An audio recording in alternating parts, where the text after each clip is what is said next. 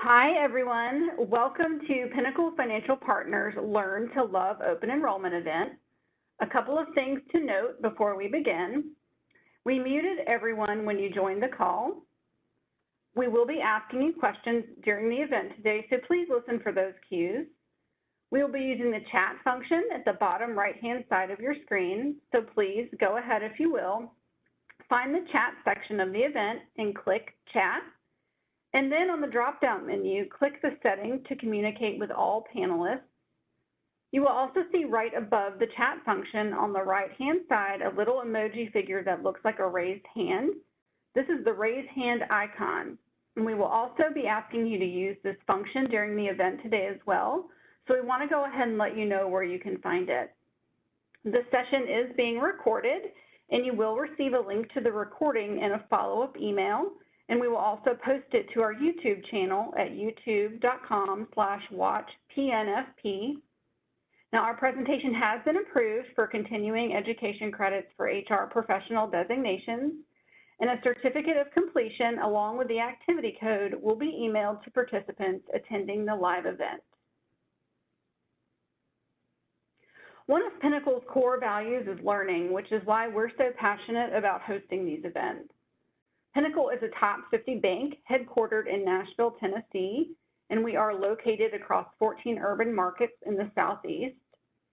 We offer a full range of banking, investment, trust, mortgage, and insurance products to both employer groups and individuals who want a comprehensive relationship with their financial institution.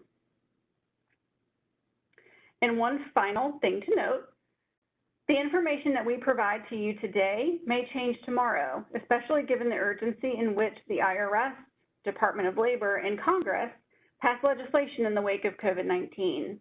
This is what we know to be true as of today, September 15th, 2021. Information provided is for educational purposes. We are not providing specific legal, tax, financial, or medical advice. So please consult your legal counsel or your tax advisor for your particular circumstance. Now, I would love to take this opportunity to introduce ourselves. First, I would love for you to meet Danny Wilson. He is Pinnacle's Learning and Development Manager. And Danny has been involved in banking and adult learning and development for 25 years. Danny, we are so glad that you joined us today to share your knowledge and your expertise. Is there anything else that you want to share about yourself? Thank you, Fern. It is an honor to be here, and I have a passion for learning and development, so just glad to have the opportunity to share a few tips on that today in the context of our topic. Awesome, Danny. Thank you again. My name is Fern Emery, and if you've ever attended one of our webinars, we may have already met. I am the compliance officer for the health and benefits team here at Pinnacle, and I've been in the employee benefits space for the last 14 years in both account management and in operations and compliance. And a fun thing to talk about, I just started yoga teacher training this past weekend to help facilitate some calm into this corporate benefits space that we're all engrossed in. And so maybe we'll even get to do a corporate mindfulness webinar one day, maybe after we all come down off of our collective open enrollment adrenaline rush, which would certainly be timely. And last, but certainly not least, I want to introduce you to Laura Lynn. She's an advisor on our health and benefits team, and we're going to hear from her today as she facilitates the chat box in the interactive sessions of our webinar. Okay, y'all, well, with that, we're going to go ahead and get started. Open enrollment. Now, once you've been through it once, you understand. Now, if this is your first time going through it, welcome. We're all here for you. When you know, you know. One of my favorite HR administrators said to me recently, it's like herding sheep, and I can't think of a better way to describe open enrollment. Now, whether you're in the HR world, you're an insurance consultant, or maybe you're an administrator or a carrier, open enrollment really does feel like you're shepherding wayward sheep. Now, there's multiple reasons for this. Communicating benefits effectively can be a struggle. There's multiple benefit updates and legal plan disclosures that you have to deliver in a short time frame. Written delivery methods are lengthy, and employees don't read. Let's just be honest about that right up front. And every human learns differently. So while you might want to tailor communications on a more intimate and individual level to help employees learn best, you're on a time constraint yourself. So today we're going to touch on why open enrollment feels like information overload for everyone across the board, from employees to HR to your benefit consultants. We're going to touch on ways to help implement communication strategies, including how to produce some easy and effective education materials based on scientific learning principles. And we'll also discuss how to balance regulatory deadlines and really all the stress that accompanies this time of year. Now, our goal for this webinar is that you can walk away with a few tips and tricks that will help you better manage open enrollment and employee communications throughout the year. This is how some of us feel who work in this space regularly during open enrollment, maybe at one point or another. Your head hurts. Did you get an unfavorable renewal, or did you have to deliver an unfavorable renewal? That's not fun for any party who gets the unfavorable renewal or has to deliver it to someone. Did you need to update your disclosures and employee handbooks, and when are you going to find the time? Maybe you're a compliance person like me and you're up to your neck in COVID legislation, like right now for all of us with the new COVID vaccine and testing mandates. We don't have anything yet, but it's still one more thing that we have to think about during what is really our busiest time of year for most people in this space. And every time that a change happens with your benefits, whether it's a change that you make yourself or a change that's made for you, someone has to communicate the change to plan participants. And that means it's really important in the manner that you design and deliver your materials with a goal of not overwhelming your employees. And then there's the ultimate question, do my employees even get it? So let's highlight the strategies that we're going to discuss today to help us have a better relationship with open enrollment and help our employees get it. Number one, organizing information in your employee benefit guide and materials, something that we call chunking information. Number two, perhaps offering monthly education opportunities or drip campaigns on benefits throughout the year. Number three, utilizing partner communications and existing materials that you may already have. Number four, we're going to be sharing education and learning tips and tricks throughout the webinar today that will help you better reach your employees. And finally, how to balance regulatory deadlines and delivering those disclosures to employees. Now let's get deeper into some of these communication strategies and the topics. Now, if you're a frequent attendee of our webinars, you may have already heard the statistic. The average employer offers anywhere between 12 to 15 different benefits to their employees. Now, that's a lot of benefits to balance. In the 1950s, scientists discovered that 7 pieces of information is the ideal capacity for humans to be able to effectively memorize information and then recall that same information later with ease. Consider your telephone number, for example, before you had to punch in area codes. You only had to dial 7 digits to successfully dial a phone number. Now, for some of you, this may not exist in your world. You didn't know this was a thing, especially if you grew up in an urban area or you didn't have a house phone or you didn't grow up in the 80s and 90s. But as someone who grew up in the 80s in rural Alabama, I certainly connect to this, and this resonates with me. Now, there's a scientific reason that your phone number without the area code only has 7 digits, and it's because the brain can chunk and group information and then recall that information easiest when it's limited to 7 pieces of information. Why is that, do you think? Well, let's talk about neurons. Consider that neurons are your learning pathways. When your brain has to recall something you've learned, certain neurons must fire while simultaneously suppressing other neurons. And the more information that you have to remember, the more pathways are open. But it also means that your brain is working to suppress those other open pathways. So long and short, the more information that you have to recall, the harder your brain has to work. And that's one scientific reason why employees struggle with information at open enrollment period, because there's multiple benefits that they're only really engaging with once a year. So we all literally are in an information overload situation. And by the way, I'm in no way suggesting that you limit your benefit offering to 7 benefits. But this is really just to remind everybody and illustrate that point that we really have to be strategic about the way that we communicate. So everyone get your chat boxes ready because we're going to demonstrate this theory in practice. In the chat, someone tell me whose phone number this is. And if you're looking for the chat function, it's on the bottom right-hand side of your event screen. So please choose all panelists on the drop-down to send a chat to the team. And it looks like there's already some people commenting, which I love. Yes, we're seeing lots of comments come in, and it looks like pretty much everybody has it right. Do you see things starting to slow down, Fern? Oh, okay, great. Well, thank you, everybody, for playing. For those of you who Googled it, that's cheating. Well, if you guessed Jenny from Tommy Two Tone's 1980s one-hit wonder, Jenny, you're correct. This song is a great example of this learning principle. And now, I was so convinced that people would know Jenny's number outright, so much so that I recently conducted an Instagram poll and then texted 60 of my personal contacts and simply asked them, what's Jenny's number, and gave no additional context. And surprisingly, less people knew Jenny's number than I thought they would. Most people were like, Jenny who? And then when I said Jenny from the 80s, people were suddenly like, oh yeah, it's 8675309. Come on, man. Now, this is a super casual study, but it's a great example that the prompts that you provide on the front end of your communication materials, as well as your readiness to answer follow-up questions, it's really important if you want your employees to get it.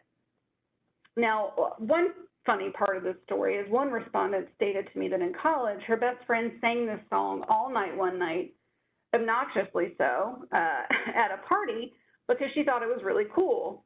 And even after everybody was trying to go to sleep, and she said, Fern, I can never forget Jenny's number. And I imagine not, because if someone's saying this to you multiple times, 8675309, over and over and over again, you wouldn't forget Jenny's number either. And perhaps you might not be friends with that person anymore. But all joking aside, this brings me to our next point of learning on how you can use this to communicate benefits, and that is repetition. Oh, Fern, I want to give one more shout out to Joshua, who is able to regurgitate a lot of lyrics there from Jenny's song as well. Well, kudos to Joshua, because he probably listened to that song on repeat over and over again to help him recall that information. So good job, Joshua. Repetition is the mother of all learning. And the more that you hear about a thing and the more you do a thing, the more likely you are to learn a thing. And scientists actually state that you need to repeat new information at least 7 times in order to recall it. And that's why we suggest that employers do something during the year called a benefit drip campaign. Now, what is a drip campaign? A drip campaign is a form of marketing automation. It's most commonly used in email marketing. You can pre-write and pre-schedule your emails to your associates, and you can choose to highlight certain benefits in those emails. You can even go as far as to designate an entire month surrounding one or more benefits. Well, why is this helpful? Well, for one, come open enrollment, you can focus more on the benefits that you didn't talk about throughout the year. Or you can focus on those big 3 questions that employees often ask, which is what changed, what's new, and what's the cost, which is really top of mind for most employees. How is this going to help me? And furthermore, you now have a communication piece, potentially, that you created at a less busy time, and you can just reuse that communication piece again, and you don't have to reinvent the wheel. Planning an effective drip campaign should be tailored to your needs and your capabilities. So determine what frequency and capacity that you have to deliver these emails. If you're a one-person HR show, maybe setting up a monthly benefit email seems overwhelming, and that is okay. Perhaps you do it quarterly, or maybe you just choose the one benefit that you get the most questions on, and you choose to re-educate folks about it in the middle of the year. Now, if you have a team of marketing gurus, maybe you can devote more than just one email per month. You can highlight different benefits on your intranet, or you can do month-long campaigns. You get an option as to how you want to deliver your message and how frequently. In my opinion, I do think that there is some strategy to determining when you should highlight certain benefits. For example, May is Mental Health Awareness Month and October is Breast Cancer Awareness Month. So maybe focus in on any of your mental health benefits or your voluntary cancer benefits that you sponsor during those months. And it's only going to reinforce what your employees are seeing on their social media feeds or seeing in the news that they consume. I mentioned on the previous slide that I believe trying to utilize the materials that you already have in your benefit arsenal is going to save you stress. Do you have existing materials that worked well for you last open enrollment season? And do you feel like what you have successfully reached your target audience? If so, simply just reuse them or revamp them if you need to slightly. And if the answer to this was no, have you considered asking your employees or surveying your employees what you could do to help them learn better and understand their benefits better? Employees will respond to a survey. People love to talk about themselves. But the next question is, have your strategic partners provided you with an easy one-page handout, consumer guides, and videos that you can utilize not only at open enrollment but throughout the year? Well, most likely, your carriers and your administrators do have materials that you can use because an intuitive partner is going to be thinking ahead, strategically finding ways to communicate better with their participants. For example, our team gets so many questions regarding HSA eligibility from brokers and participants across the board that we created a one-page eligibility checklist that can be used to determine HSA eligibility in most cases. Now, the checklist asks 7 questions. There's that magic brain number again, 7. 7 yes or no questions, and it's really easy to use. So everyone attending today is going to receive a copy of this checklist and also some other materials with their HRCI certificate email. And now I'm going to kick it over to Danny, who is going to share with us the way that adults learn and the tools to make it easier. And I'm so excited to hear about this topic because this truthfully is somewhat new to me. So Danny, take it away, please. Thank you, Fern. And that song now is stuck in my head, so thank you for that too. But it really does go to support what it is you're sharing here and the truth of it, what we're talking about. You know, when we look at adult learning styles, there's different theories and different ways to explain it, different categories. But the most popular is probably the VAK, V-A-K, or V-A-K method. It stands for visual, audio, and kinesthetic. And so it's a real easy way to kind of conceptualize the way different people learn. And this is just so important when we're talking about open enrollment and benefits. I have a friend who's 52 years old, and she has been a school teacher for 17 years. And she was sharing with me the other day about her retirement. I'd asked her a few questions, and she really doesn't have any idea what type of retirement plan she has. She doesn't know if it's a pension, if it's a 401k, a 403b, if it's more than one type of plan. She has money coming out of her paycheck, doesn't know where it's going, doesn't know what it's invested in, what her choices and options are, how much money she has, if it's something that's going to one place or if it's in addition to some other plan that she has maybe. And, you know, I know at some point this comes down to individual responsibility. I mean, we have to raise our hand and ask the right questions if we're not knowing something about our benefits wherever we may work.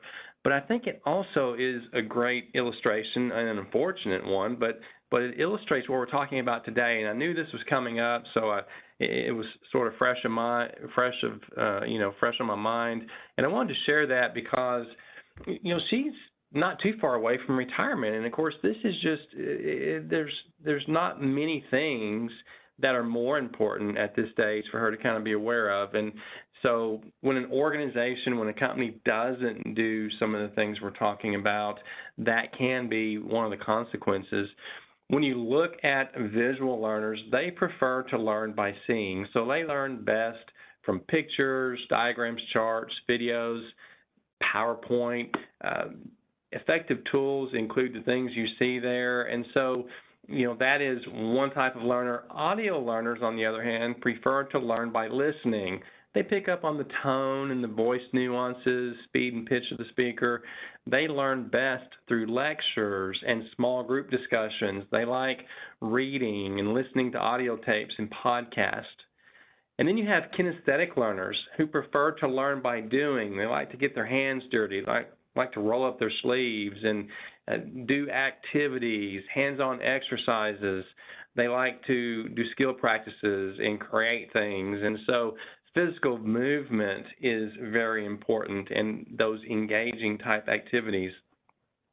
We all learn in all of these ways, but the research shows that we all have a primary learning style. It's very similar to the love languages, if you're familiar with that. A little bit apples and oranges, but I see that it works very much the same way. There's ways that we can give and receive love, and there is what's called a primary love language that most people can identify out of the 5 that are part of that model. And again, we like receiving love in all ways. We can learn in all different ways, but we do have those that are most effective and most important for us. And the challenge sometimes is we often will revert to the way we best learn and try to duplicate that with everybody else, and that may or may not be in everybody's best interest. So I'm just curious, I'd like to ask a question here. We'll do a little survey. If you would use that chat function again on the bottom right side of the screen, which of those 3 learning styles would you guess the majority of people have as their primary? So which one of those would you say is the most common primary learning style? We are already starting to see several responses come in. It looks like the first responses are saying audio learners. Now we're getting a handful that looks like kinesthetic is coming in, a few visual. Definitely it looks like as more responses come in, kinesthetic is leading with a good amount of audio and visual as well. Awesome. Thank you, Laura, and thank you to all the participants who responded there. You might find it interesting to know that kinesthetic is, in fact, the most popular primary learning style. In fact, almost 2/3 of the population, right around 60% of adults would say that they are primarily kinesthetic learners. And then about 30% of adults identify most prevalently with visual learners, and then only about 10% find that their primary learning style is audio. So if you were to reverse that order and think about it from a different perspective, you might find that a lot of times the learning materials that we have and different things that we do, they sort of can almost fall in the opposite order of what the preference truly usually is. And there's reasons for that, but think about how easy it is to just talk, right? Or how easy it is to write something and hand it out. And there's nothing wrong with that. People can learn in that way, but again, it takes a little more effort to really amp up the visual aspect of your resources and to then take it to that final step of trying to think, how can we make it kinesthetic? How can we make it engaging where people can sort of do some things? And that's just so important. And again, it can be challenging, but something worthwhile to keep in mind. The right tools will make it easier. And so the next thing we want to talk about are some different tools that can help you with this. We're going to look briefly at PowerPoint tools, recording tools, writing tools, instructional design tools, LMS, that stands for Learning Management System, and the tools that you would have within something like that, and some best practices in the classroom as well as virtual learning tools. Let's start by looking at PowerPoint.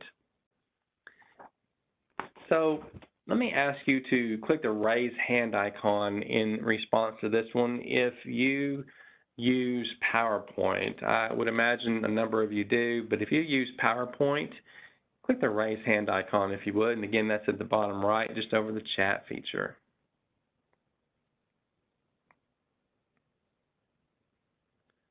right. Looks like maybe a third of you, potentially a little bit more, between a third and a half. Okay, fantastic. And the rest of you may use a different type of slide software, maybe the Google Slides or something like that. But the point is just trying to learn as much as you can about the features and functions within the tool that you use to really make it come to life and integrate as many things that would increase the effectiveness of the learning. And so at the top there, you see the Insert tab of Microsoft PowerPoint. There are some things there that you've probably used before, but we have highlighted a little square or rectangle around some icons on the left, and then another one towards the top right. Pictures would be inserting pictures that you have on your computer, and of course you'd have to gather those. Online pictures, though, is a function that not everyone is as familiar with. And when you click Online Pictures, it actually takes you out to the intranet, and it provides thousands and thousands of pictures that you can use a keyword search on that are copyright-free, that you can actually use in your PowerPoints without any copyright issues. Some of them will have a little copyright tag associated with it, and I forget exactly what some of those say, but as long as you have the tag, then it is okay still to use those. So again, anything that you are going to see when you click Online Pictures, it's there because they're saying it's okay for you to use. It's free share type content. And then you could do a screenshot of anything you have on your computer up, a system, a document, and just do a screenshot by clicking that little icon, and it'll drop it right there in your slide deck. Icons, the one that looks like a bird there, that is something that is only available within Microsoft 365, Office 365, in this case, PowerPoint 365. If you happen to have that, I wanted to point it out because it's a really nice feature that will bring in any number of icons that you can then customize along with whatever else is on your slides. Of course, you can do charts and things like that. Then on the right side, you can insert a video that would play right there on the screen when you're giving a presentation, or an audio clip. You can also do a screen recording that would record something that you have pulled up on your screen. When you click that, it would go to whatever screen you're wanting to record. And when it's done, it drops it again right within the slide. And so wanted you to be aware of that. With Office 365, if that's the version you're using of PowerPoint, the design ideas at the bottom right of the screenshot you see in front of you, that's a really, really nice feature. Once you have created your slides and you have whatever bullet points and images you want, if you click Design Ideas, it will start to organize that and color code it and put blocks and icons that would go with the text. It recognizes what you're typing, and it'll put icons that coordinate to give a visual sense of what it is that you've typed out. And it keeps it in the same theme all the way through. And it's just something you'll find that if you were trying to create it from scratch, it would take a lot longer to do. And so the Design Ideas is just a really easy, quick shortcut to make your slides really pop. Now let's talk for a second about recording tools. And when we think of recording tools, you may be thinking more of video editing software, and some of those have a screen recording function, but really what we're talking about is more specifically actual screen recording software. And you see some that are up on the screen, some of the most common ones like Cam Studio, Snagit, Bandicam, Camtasia. There's others, but those are all specifically made to capture your screen. And so let's say that Sally has someone that's going to be, she's going to have to do some training for a group or for her whole firm, and perhaps it has something to do with the system itself that you're trying to teach people how to use. And one way to do that would be to do a screen recording. And so you could click a button, capture whatever screen it is you're wanting to record, and then just talk your way through it. Of course, you would need a microphone to capture your voice. And so we have a couple of examples there on the screen that are really popular to get you started, but there's a lot of them out there. The key really is that it needs to be a USB microphone, because that means you can plug it into the USB port on your computer or your laptop, and it's plug and play, ready to go. Whereas any other type of microphone, you'd have to run it through some sort of mixer between the mic and the computer. So a USB mic is definitely what you would want to do. If the idea of something like that seems a little overwhelming, I would just encourage you that really the screen recording software and the way they've got those today, it's pretty simple and straightforward. You just click a button and say which screen you want to record, and then you do your thing. And then it has editing features too, where you can edit out pieces and parts of it after the fact. Again, it's usually pretty intuitive. So that's one thing that you might want to look into. Now let's talk about writing tools and potentially using what's called mapping software. So here's another question, just curious. How many of you use Microsoft Word? And if you do, just click the raise hand icon again if you wouldn't mind, if you use Microsoft Word.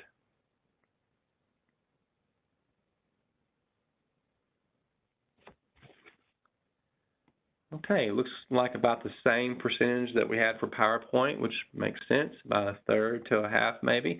And so if you use a different word processor, that's perfectly fine, of course. Again, the idea is to just learn as much as you can so that you're utilizing all of its features and functions. If you do use Microsoft Word and if you do use PowerPoint, any of the Microsoft Office products, you can go to support.microsoft.com, that's support.microsoft.com, and they have a wonderful library of tutorials that start from the beginner level all the way up through the expert level, showing you how to do everything within that particular type of software, and it's all free. And then if you're using a different type of software, I'm sure they have tutorials too that you could look into as well.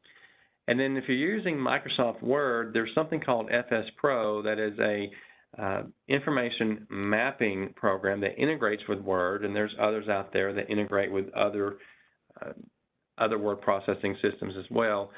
But this goes back to something we were talking about earlier, when Fern was talking about chunking information. So imagine you're putting together a document resource, a handout, a job aid, and it's just line after line after line after line in a basic word processor. It's sort of hard to find the information that's needed. Sure, they can read all the way through it, but when you map it, it literally chunks the information within a template that makes it so easy to find for the learner and makes it easier to understand for the learner as well. So that is something else that you might want to look into. Then we have instructional design and learning management system tools. So you may not be someone that actually creates online learning for your company, but perhaps there's someone else that works with you that you could partner with for a piece of the open enrollment information that you're trying to get out there, whether it's part of a DRIP campaign or part of your main open enrollment material package. So think about annual compliance courses or online learning where you open up a course and it's just you sitting at your computer and you're clicking buttons and moving through the screen and answering questions along the way, and there's some visuals and maybe a little video and a recording that kicks in and out as you go through the course. That's what we're talking about there, and of course that is going to be something that would be just another great tool to have in your arsenal. And then all of us have some sort of learning management system, and I would encourage you to look into the way it can work and help you with these types of things. So you probably have a lot of individual resources. For example, you could use your learning management system to wrap those into a curriculum that could be assigned and have some sort of due date that the learner could go through in a certain time period. You could also utilize the reporting that the system allows. Let's say you've made available resources that you're helping people use at a certain date, whether you've actually put a due date on it or not. You could run a report a week or two out and see how many people have actually completed it to get a sense for Maybe there's an opportunity to send some reminders out, pointing people to those resources again. So lots of things you can do with your learning management system. And then finally, let's talk about classroom and virtual tools for just a moment. We are in a pandemic, hopefully coming out of it. We are coming out of it.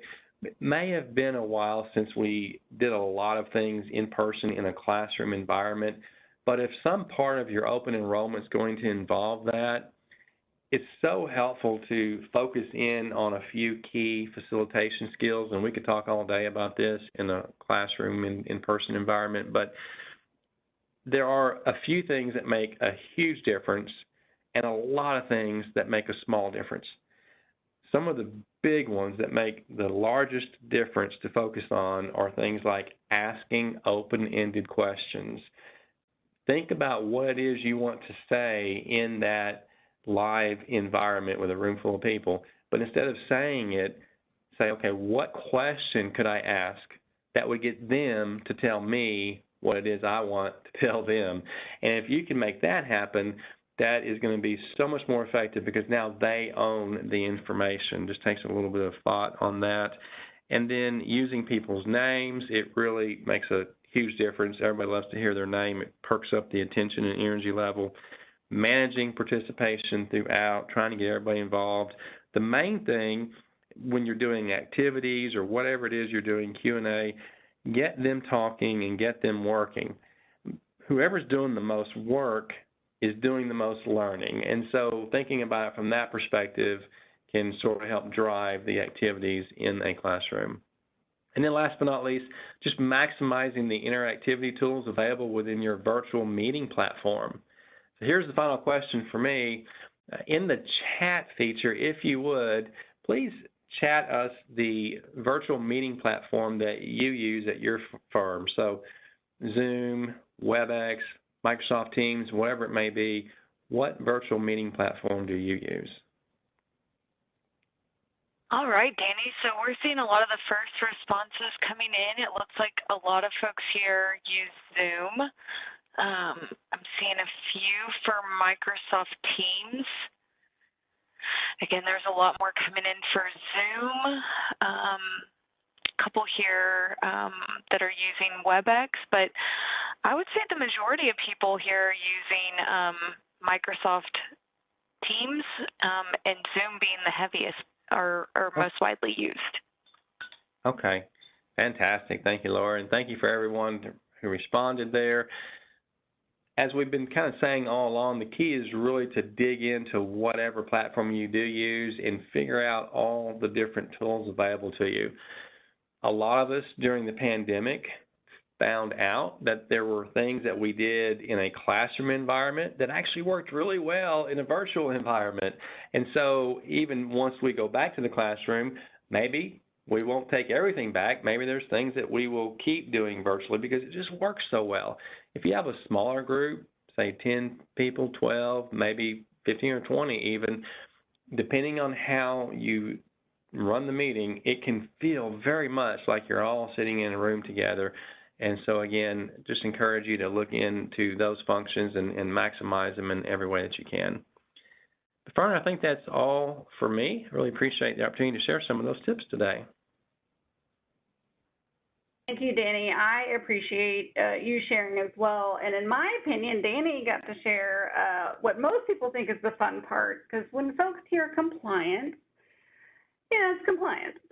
But I would like to try to get a little creative with compliance. And this could come off to many of you as ironic statement because government regulators aren't considering creativity when it comes to disclosures. I don't know if you've ever read a plan document or a summary plan description, but it's quite dry. They don't take into account those chunking principles that we talk about today on the webinar. And they're also not considering the overall cost to distribute the materials. Now, rhetorically speaking, did you know that the average ERISA summary plan description costs $5 per person to print and mail? And why do you think that is? Well, if you guessed it's because most compliant SPDs can be hundreds of pages, you're right. And sometimes if you're a group who is a rather large employer with complex benefits, those 12 to 15 different benefits, they can even be 1,000 pages, like this book, War and Peace. ERISA wrap documents are a great example of this principle because generally you have your 30-page SPD, but then you have to include all of your underlying carrier booklets that you get from your insurance carriers and all of your subsidiary documents like your health FSA document or your HRA document is part of an overall compliant wrap document. Now, there's constant litigation happening where SPDs aren't complete or are not distributed, and plan sponsors are held financially accountable, and it does cost you more in penalties to pay out than if you had properly delivered your disclosures. Yes, absolutely. You are spending money and resources on a document that 99.9% of your employees are not going to read, but you are still required to provide it or face fines in an audit or litigation situation. And let's say that you're an employer who isn't required to comply with ERISA, so you're like, sweet, I don't have to do this. You are still required to comply with the IRS disclosure rules, and I just want to say that employees don't read that either. So what are you going to do? Well, there are opportunities to deliver documents and disclosures electronically. Now, the DOL has made exceptions to delivery methods with retirement plan documents already, but for certain health and welfare benefits, there are still some things to consider, or you might consider them hoops to jump over.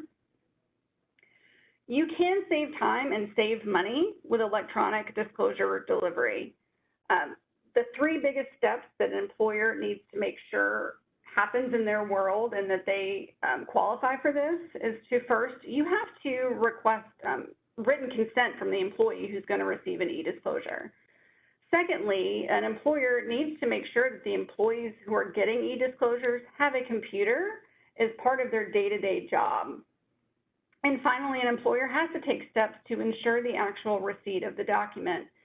So it could be enough just to send a PDF document out to all employees via email and then track the read receipts. However, you still have to keep track of the employee consent. And a best practice in my mind is to go ahead and follow up with those employees who didn't read their email. And you know they didn't read their email because you didn't get a read receipt from them.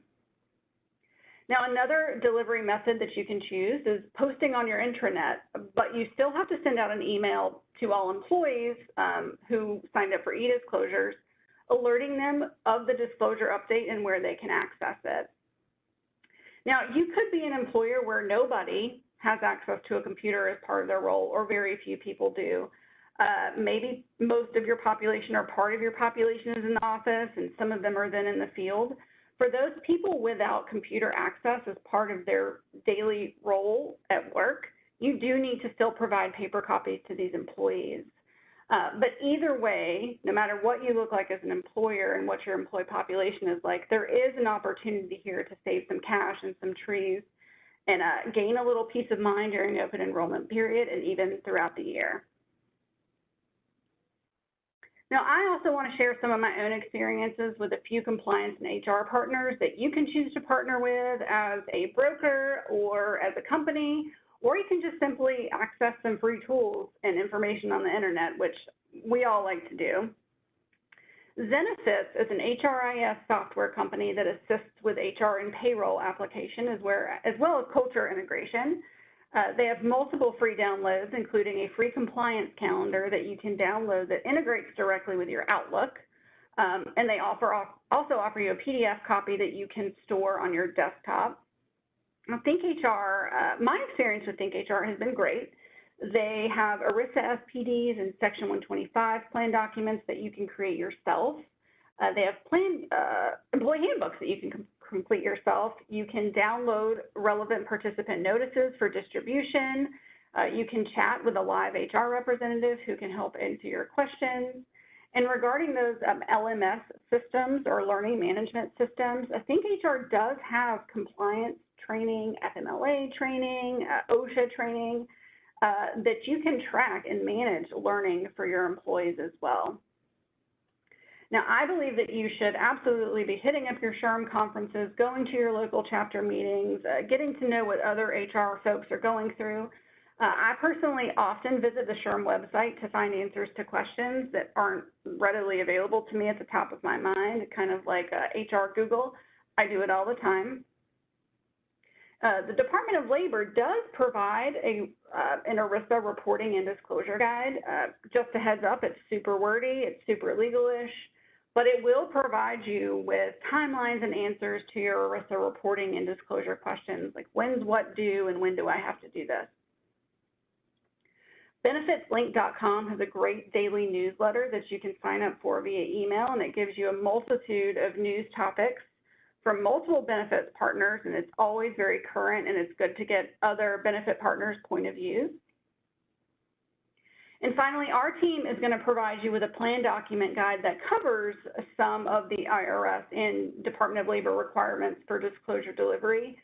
It's a simplified overview of some basic FAQs that we receive when we're preparing plan documents for our FSA, HRA, basically our TPA clients.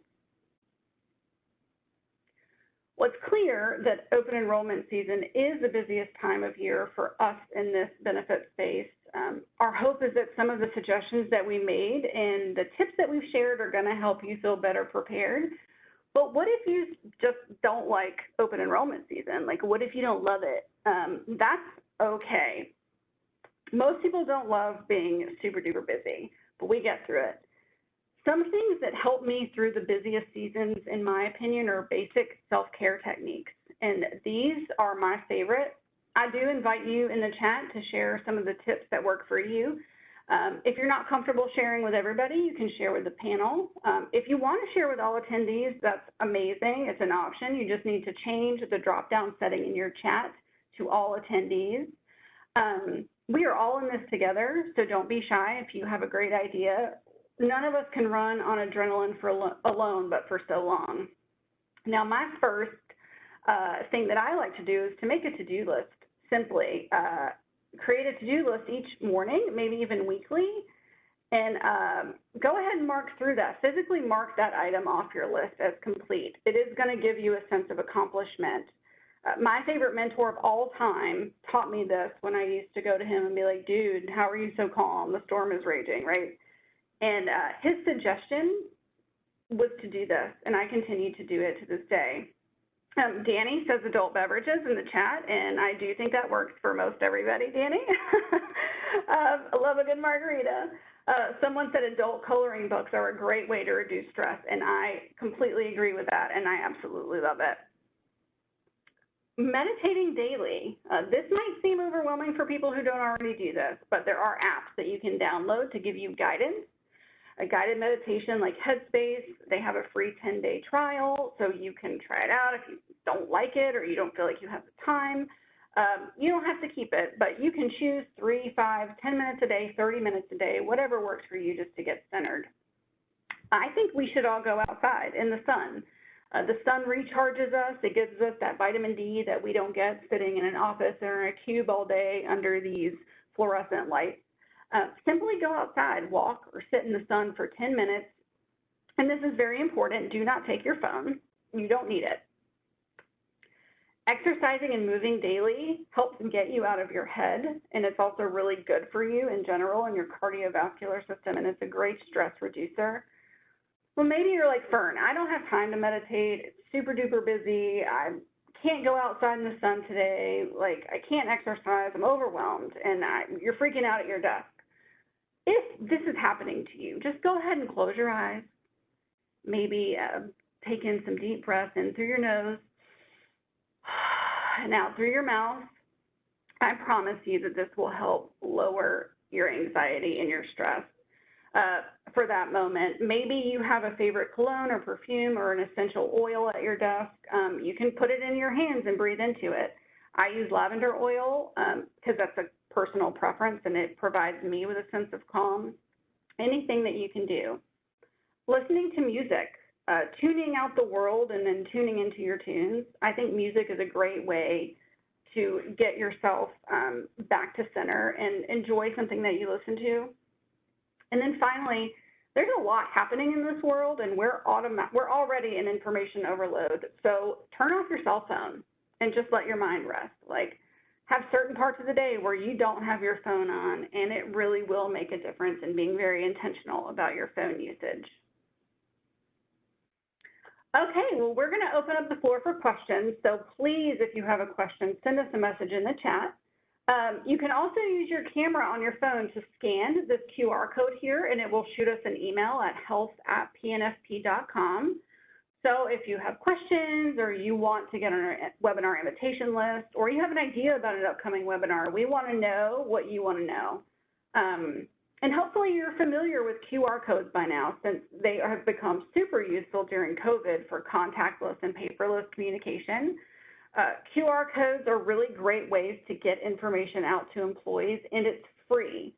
So just Google free QR code generator, and you're going to find tons of different sites where you can create QR codes for your own needs, whether it's sending out a PDF without actually sending out the PDF, or constructing an email, or sending your contact information to somebody. It's all a really great way to do that. Laura, do we have any questions in the chat? Not seeing any questions, Fern, but it's a lot of comments about what a great webinar this was and what a tremendous job you and Danny did, and how they've learned so much. So thank you for all the great content today. Well, I appreciate everyone's attention and the attendees, and I appreciate Danny coming on here and sharing his enormous expertise with us. Thank you so much, Danny, for being a part of this webinar today. Thank you. Thanks, everyone. And with that, we want to wish you a successful open enrollment season, and we are here if you need anything, and we would love for you to reach out. Thank you very much.